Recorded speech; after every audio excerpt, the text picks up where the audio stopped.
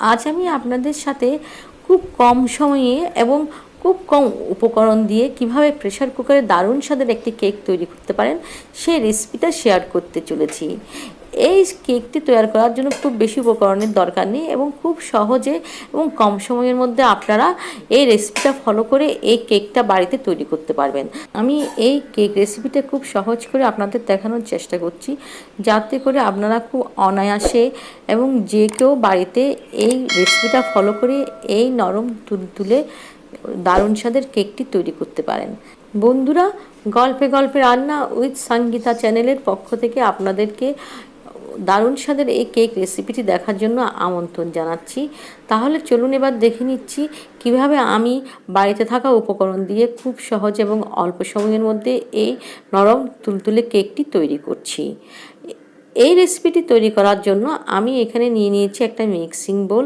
আমি দিয়ে দিলাম 1/3 কাপ টক দই, এটি রুম টেম্পারেচারে থাকা টক দই, এবং দিয়ে দিলাম 1/2 কাপ সাদা তেল। আপনারা চাইলে বাটারও ব্যবহার করতে পারেন, অর্থাৎ গলানো বাটার ব্যবহার করতে পারেন।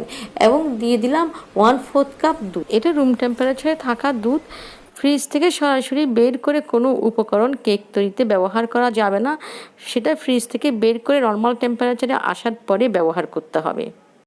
এভাবে তরল উপকরণটা আমি ভালো করে মিশিয়ে দিচ্ছি, অর্থাৎ ফেটিয়ে নিচ্ছি। এই তরল উপকরণটা কিন্তু ভালোভাবে ফেটাতে হয়, না হলে কিন্তু কেকটা নরম তুলতুলে হয় না। এবার আমি এতে দিয়ে দিলাম 1 কাপ গুঁড়ো করে রাখা চিনি। কেক তৈরি করার সময় চিনি এভাবে গুঁড়ো করে মেশালে চিনি তাড়াতাড়ি গলে যায়, আর চিনি যদি এভাবে গুঁড়ো করে মেশানো না হয় তাহলে চিনিটা গলতে সময় লাগে। এভাবে সমস্ত তরল উপকরণগুলো ভালো করে ফেটিয়ে নেব, এতে করে কেকটা নরম তুলতুলে হবে। এবার কেকের ব্যাটারের শুকনো উপকরণটা তৈরি করে নিচ্ছি।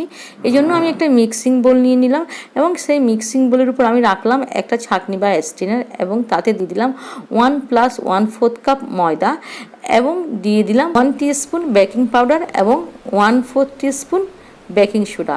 সমস্ত উপকরণ এভাবে ভালো করে চেলে নিতে হবে, এতে করে এর মধ্যে যেমন এয়ার ক্রিয়েট হবে, সাথে সাথে সমস্ত শুকনো উপকরণগুলো একটি আরেকটির সাথে ভালোভাবে মিশে যাবে। কেক তৈরি করার সময় এই কাজটি অবশ্যই করবেন, অর্থাৎ এইভাবে সমস্ত শুকনো উপকরণ ভালোভাবে চেলে নেবেন। সমস্ত শুকনো উপকরণ আমার চালা হয়ে গেছে, দেখুন এই অবশিষ্ট অংশটুকু আমি ফেলে দিলাম। এবার আমি তরল মিশ্রণটা ভালোভাবে নেড়ে শুকনো মিশ্রণের সাথে মিশিয়ে দিচ্ছি। এভাবে দুটো মিশ্রণ একত্রিত করে আমি এবার খুব আলতো হাতে দুটো মিশ্রণকে এভাবে মিশাচ্ছি। এই সময় কিন্তু খুব আলতো হাতে মিশাতে হবে এবং কাট অ্যান্ড ফোল্ড মেথডেই মিশাতে হবে। শুকনো উপকরণ আলতোভাবে মিশাতে হয়, তার কারণ না হলে কেকটা কিন্তু শক্ত হয়ে যাবে। আমি আজকে একটি মাত্র কাপ দিয়ে এই কেকের সমস্ত উপকরণগুলি পরিমাপ করে নিয়েছি, যাতে আপনাদের সুবিধা হয়। এখন এর মধ্যে দিয়ে দিচ্ছি 1 টিস্পুন ভ্যানিলা এসেন্স। এই ভ্যানিলা এসেন্স দিয়ে ভালোভাবে নেড়ে মিশিয়ে দেবো, তবে আলতো হাতে। আপনারা চাইলে এই কেকের মধ্যে ডিম ব্যবহার করতে পারেন, সেক্ষেত্রে আপনারা 2টো ডিম ব্যবহার করবেন এবং টক দইটা বাদ দিয়ে দেবেন। এবার আমি কেকের মিশ্রণের ঘনত্বটা পরীক্ষা করছি। দেখুন, এই মিশ্রণটা উপর থেকে ফেললে ফিতার মতো বা রিবনের মতো পড়ছে না, অর্থাৎ ঘন হয়েছে। আর একটু দুধ দিয়ে আমি তাই মিশ্রণটা পাতলা করে নিচ্ছি। দুধ দেওয়ার পরে আবার ভালো করে নেড়ে মিশিয়ে দিলাম। এবার দেখুন, আমি উপর থেকে মিশ্রণটাকে যখন ফেলছি তখন এটা রিবনের মতো পড়ছে, অর্থাৎ এখন কেকের ব্যাটারটা রেডি। আমি এখন এই ব্যাটার দিয়ে কেক তৈরি করতে পারবো। এখন আমি যে প্রেসার কুকারে কেকটা তৈরি করব সেটা রেডি করে নিচ্ছি। সেজন্য প্রেসার কুকারের ঢাকনাতে যে হুইসেল আছে সেই হুইসেলটা খুলে নিতে হবে। দেখুন, আমি হুইসেলটা খুলে নিচ্ছি। এবার প্রেসার কুকারের মধ্যে আমি এই ধরনের একটা ঢাকনা উল্টিয়ে বসিয়ে দিচ্ছি। আপনারা এরকম ঢাকনার পরিবর্তে স্ট্যান্ডও বসাতে পারেন, কিংবা কোনো বাটি থাকলে সেটা উপর করে বসাতে পারেন। আমি এবার হুইসেল ছাড়া সেই ঢাকাটি দিয়ে প্রেসার কুকারটা এভাবে ঢেকে দিলাম এবং গ্যাসের ফ্লেম মিডিয়ামে রেখে এই ঢাকা বন্ধ অবস্থায় প্রেসার কুকারটি 5 মিনিট গরম করে নিচ্ছি, অর্থাৎ প্রিহিট করে নিচ্ছি। ওভেনে কেক তৈরি করার সময় আমরা যেমন ওভেন প্রিহিট করে নিই, ঠিক এভাবেও প্রেসার কুকারটাকে প্রিহিট করে নেওয়া হচ্ছে। আমি এই সময় প্রেসার কুকারের মধ্যে কোনো রকম নুন বা বালি ব্যবহার করছি না। নুন বা বালি ব্যবহার না করেও আপনারা এভাবে প্রেসার কুকারে অনায়াসে কেক তৈরি করতে পারেন। এখন আমি যে পাত্রে কেকটি তৈরি করব সেই কেকের পাত্রটি বা কেক টিনটি আমি রেডি করে নিচ্ছি। সেজন্য আমি একটা এ ধরনের অ্যালুমিনিয়ামের বাটি নিয়েছি। এ ধরনের অ্যালুমিনিয়ামের বাটি আমাদের প্রায় প্রত্যেকের বাড়িতেই আছে। আমি তাতে অল্প একটু তেল মেখে দিলাম, আপনারা চাইলে ঘিও মাখতে পারেন, এবং ছড়িয়ে দিলাম 1 মুঠো ময়দা।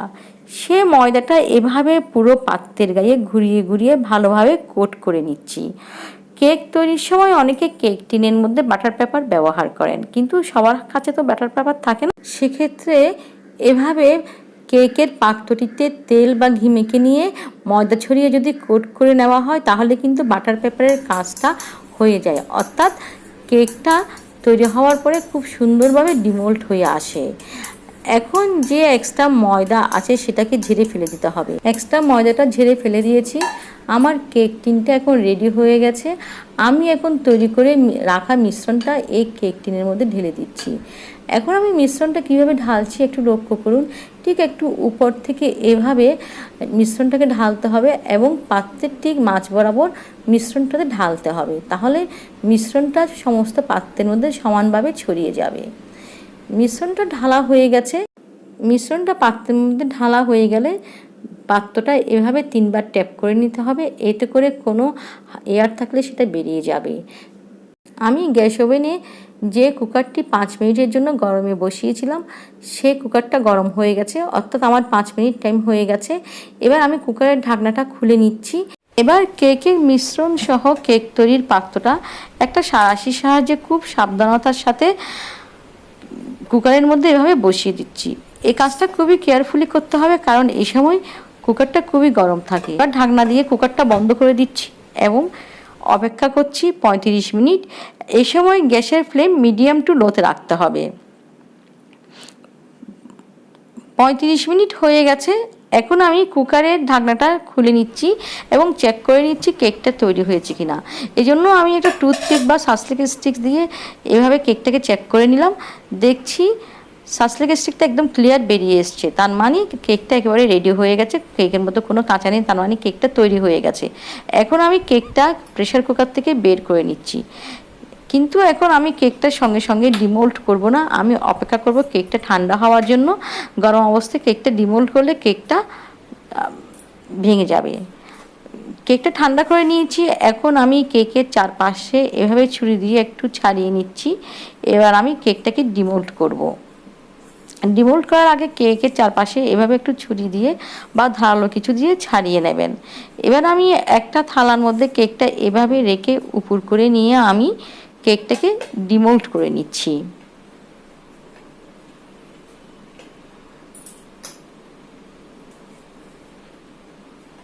দেখুন আমাদের কত সুন্দর কেক তৈরি হয়ে গেছে প্রেসার কুকারে।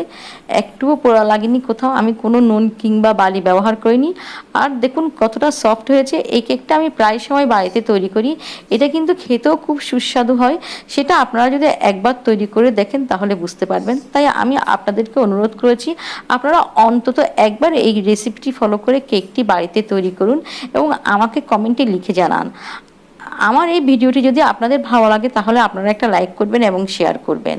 আমার পুরনো বন্ধু যারা এতদিন ধরে আমার পাশে ছিলেন, আমাকে উৎসাহ জুগিয়েছেন, তাদেরকে অনেক অনেক ধন্যবাদ। আর আজকে যারা আমার চ্যানেলে নতুন বন্ধু হলেন এবং আমার চ্যানেলটা নতুন ভিজিট করলেন, তাদের কাছে আমার অনুরোধ আমার চ্যানেলটা সাবস্ক্রাইব করে আমার পাশে থাকুন এবং আপনারা সাবস্ক্রাইব করার সাথে সাথে বেল আইকন প্রেস করে দেবেন। তাতে করে আমি ভবিষ্যতে কোনো ভিডিও দিলে সঙ্গে সঙ্গে তার নোটিফিকেশান আপনারা পেয়ে যাবেন। যদি এই ভিডিওটি ভালো লাগে তাহলে আপনারা একটা লাইক দেবেন এবং আপনারা আপনাদের আত্মীয় বন্ধুদের কাছে ভিডিওটি শেয়ার করবেন। ভিডিওটি দেখার জন্য আপনাদেরকে অনেক অনেক ধন্যবাদ। সামনে আবার নতুন ভিডিও নিয়ে আপনাদের কাছে হাজির হব। ধন্যবাদ।